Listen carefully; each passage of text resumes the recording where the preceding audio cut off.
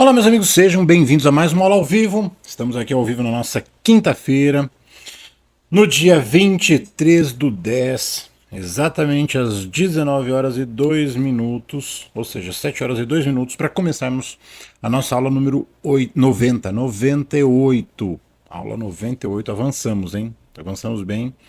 Já estamos há algum tempo com as nossas aulas ao vivo e hoje nós vamos conversar sobre um tema que aparentemente é muito simples, né?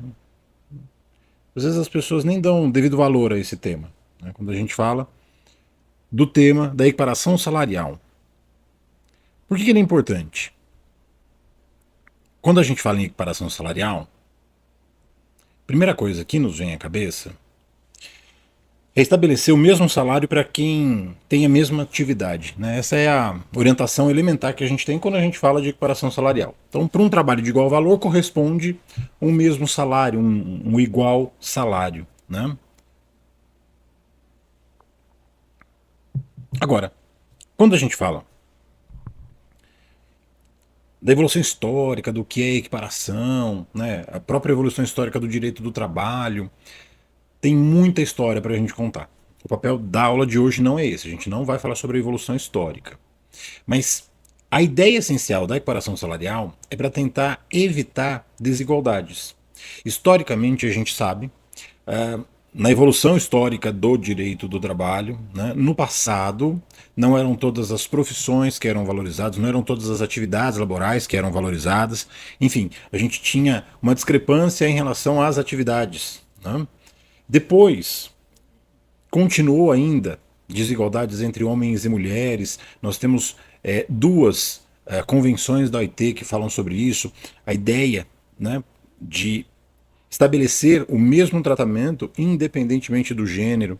Então, deixando de lado essa evolução, o fato é que hoje nós já temos uma vasta legislação que fala sobre essa circunstância do trabalho de igual valor para homens e mulheres, isso não importa, né?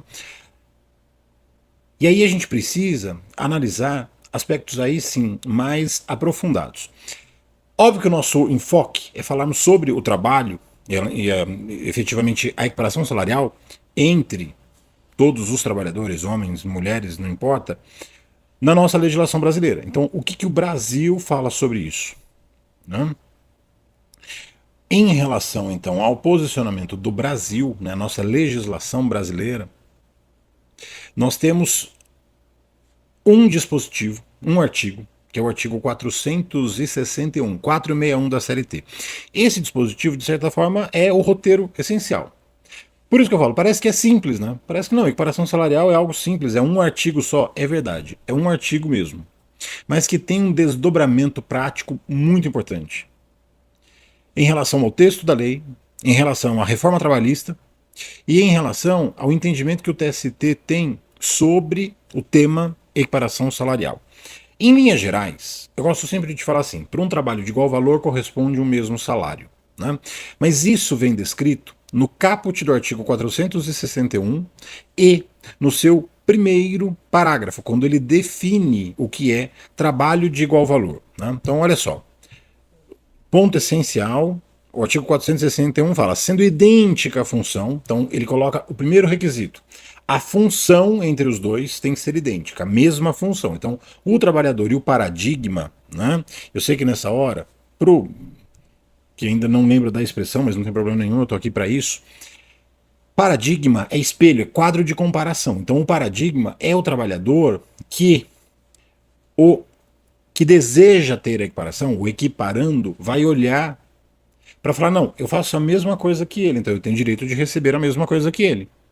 Então, o equiparando em relação ao paradigma tem que exercer a mesma função. Cuidado com isso. Função é atividade desenvolvida, independentemente de cargo. Tá? É atividade, é cargo. É função, não é cargo. O cargo é o nome. Cargo a gente inventa. Né? Agora, função, atividade, aquilo que o empregado efetivamente desempenha, não tem um nome para isso, tem a descrição da atividade. É possível termos atividades idênticas com cargos diferentes. Então, independentemente do nome que se dá, ou seja, do cargo que ele ocupa, o que ele tem que evidenciar como aquele que pleiteia equiparação salarial é que ele e o seu paradigma exerçam a mesma função, ou seja, a mesma atividade, independentemente do cargo. O cargo, para efeitos de equiparação salarial, não serve para nada. É um sinalizador? É. Quadro de carreira faz a diferença? Faz. Mas não é a única circunstância.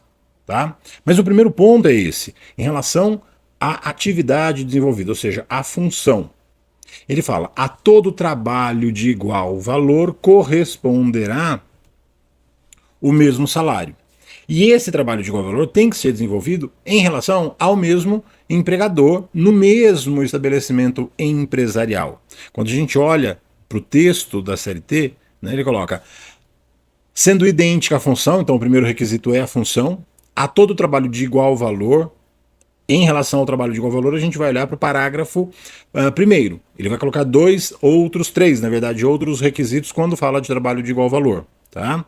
Ele fala: prestado pelo mesmo, ao mesmo empregador, no mesmo estabelecimento empresarial, corresponderá igual salário, sem distinção de sexo, etnia, nacionalidade ou idade. Então não pode haver nenhuma diferença relacionada a esses pontos. Agora, quando ele ainda continua falando, e esse ponto é muito importante, no parágrafo primeiro, ele vem definir o que é trabalho de igual valor. Então ele fala: trabalho de igual valor para fins da equiparação salarial, né, para esse capítulo da CLT, será o que for feito com igual produtividade, com a mesma perfeição técnica, entre pessoas cuja diferença do tempo de serviço para o mesmo empregador não seja superior a 4 anos e a diferença de tempo na função não seja superior a 2 anos. Então, perceba aqui que ele coloca outros 3 requisitos. Então, quais são os 3 primeiros requisitos? Exercer a mesma função para o mesmo empregador no mesmo estabelecimento empresarial. 3 requisitos. Mesma função, atividade desenvolvida. Né? Mesmo empregador, a gente tem uma discussão em relação ao grupo econômico, mas aí é um ponto que a gente vai falar daqui a pouco. Mas tem que ser o mesmo empregador. Né? Podem ter empresas diferentes controladas, aí é o conceito do grupo econômico. Tá? A gente vai falar sobre isso. E o terceiro requisito, quando ele fala do estabelecimento empresarial, isso veio com a reforma trabalhista. Tá? Antes ele colocava até a questão da localidade, né? Na mesma localidade. Aí o TST tinha interpretado, tanto que isso era a parte essencial da súmula número 6, que foi alterada agora, recentemente, em julho de 2025. O TST se manifestou e tirou essa questão, porque o TST entendia, mas ele entendia isso a partir do texto anterior da lei. Por isso que a gente tem que ficar muito atento em relação ao texto da lei e a correspondência desse texto da lei em relação ao texto da jurisprudência, o texto das súmulas e OJs. Né? Então, o que o TST entendia? Ele falava: desenvolvimento de atividade na mesma localidade é o mesmo município, tá? Mesmo município.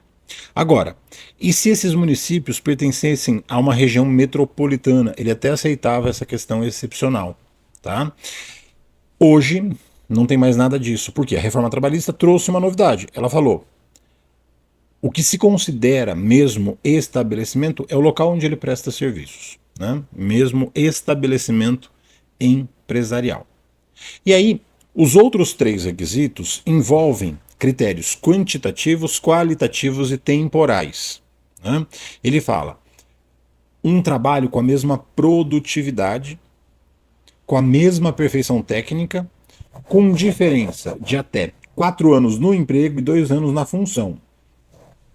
Então perceba que ele coloca vários requisitos. Na verdade, a gente genericamente fala em 6 requisitos, mas aí já teve esse desdobramento para o 7º, por causa da reforma trabalhista. A gente sempre falou em mesma função, mesma localidade, que agora é estabelecimento empresarial, né?